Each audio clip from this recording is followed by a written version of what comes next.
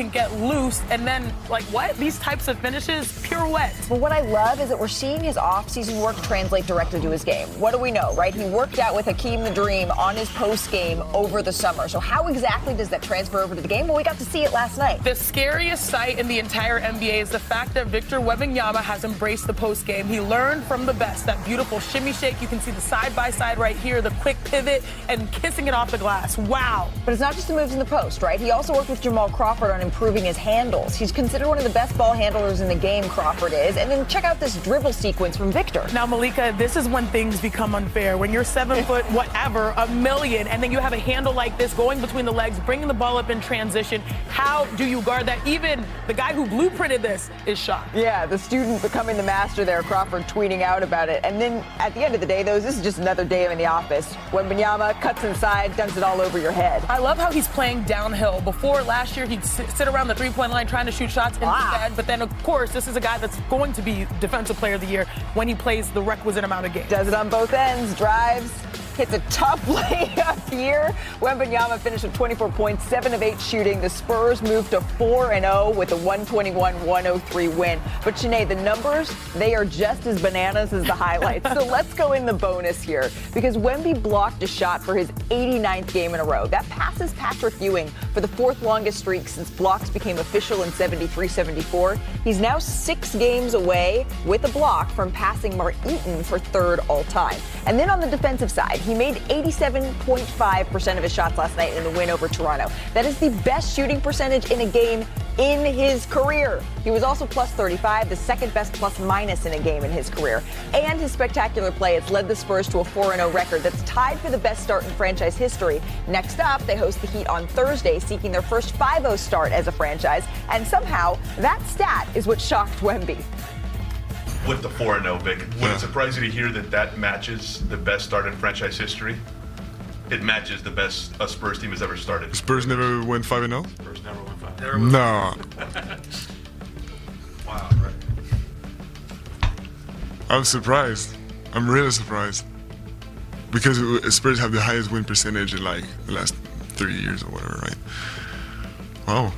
Well, let's beat that record. It is kind of wild, right, when you think of all the greats that have walked through the San Antonio Spurs door here. But, Brian, we have until Thursday to wrap our heads around this as they chase that record. When we are talking about the single most telling mark of his evolution, you and I were chatting this morning, you said it's not something he is doing, Victor is doing, but rather something that he isn't doing. Can you explain? Yeah, so last night he did something he's never done before. He didn't take a three-pointer. Not one. Didn't even try one. And Malika, I just want to remind you that last year he was averaging 9 attempts a game. So he's averaging under 3 a game this year. He's gotten rid of 6 three-pointers a game so far. These are all, early season numbers, but he was doing this in the preseason as well.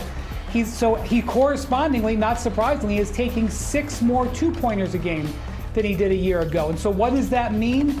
He's averaging 7 more points a game, and he's shooting 60% from the field instead of the mid-40s. That right there is the transition from an all-star player to an MVP candidate. And that is with him focusing on taking higher percentage shots and using his advantage, and that is what the NBA should be worried about. I mean, Sinead's a Gatorade Player of the Year. That was back in high school. Yeah. You're a #1 pick. You're the Wooden Award winner at Stanford. So I'm just going to say this for my girl. She's played against a lot of talent gaps when she was dominating the league. But have you ever seen a domination like this? Honestly, what it reminds me of, Malika, is my favorite reality show growing up, Fear Factor. There is a tremendous fear factor that is rippling through the NBA based off of what Victor Wembanyama has decided to do. It's very rare that we see a generational talent that makes you think he's changing the game in real time. We got it with Magic Johnson, positionless basketball. We got it with Michael Jordan, the new prototype of the wing. We got it with Steph Curry and what he does with a three-point shot. Now we're seeing the alien, the fear factor, in full effect. He is someone that affects the game. He can knock down shots, but he affects it on both ends, and he's leaned into his strength. Literally, he shoots 45% at the rim so far this season. He deters people. Their opponents shoot 45% at the rim, which is tremendous, top 5 defensively. But then offensively, he shoots 81% in the restricted area.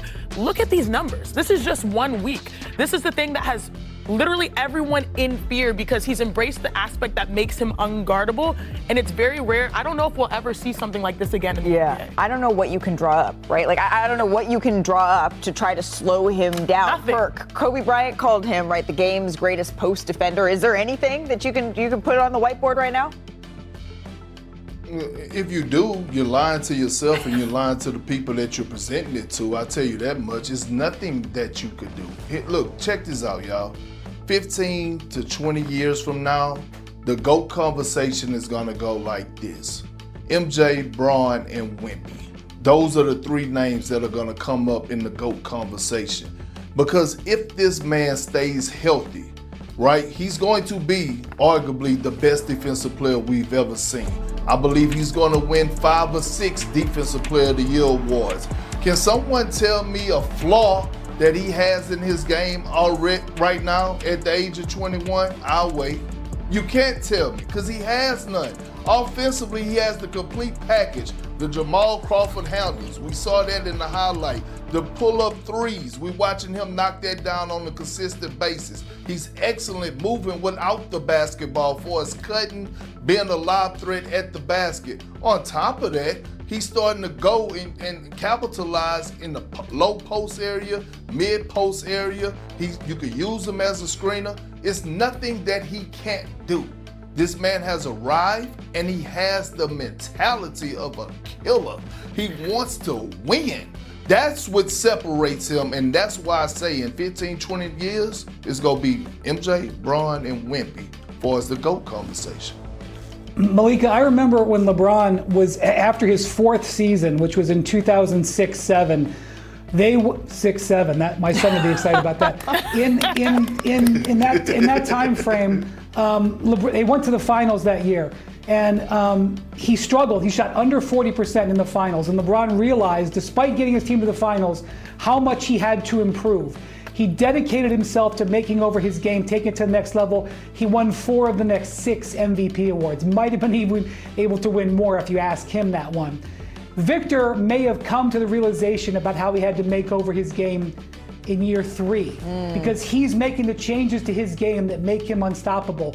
LeBron found the mid-range and long-range shot. Once he had that, he couldn't be stopped. He became a machine going to the finals. Now I think we're seeing Victor starting to put those things together as well. Oh, with the hot start, the Spurs, they have an early hold at the top of the standings. And you heard Victor, they're going for that 5-0 start. But they are not alone. They share that top spot with the defending champions because the Thunder, Shanae, they have been rolling. They took on the Dallas Mavericks last night. We're going to pick this one up in the 3rd quarter with the Thunder leading by 5. Chet, watch him here, catches the pass, and then goes all the way to the paint, throws it down. Yeah, I love how Chet Holmgren is starting the season playing with authority. He is their separator. He's their X factor. Without J-Dub,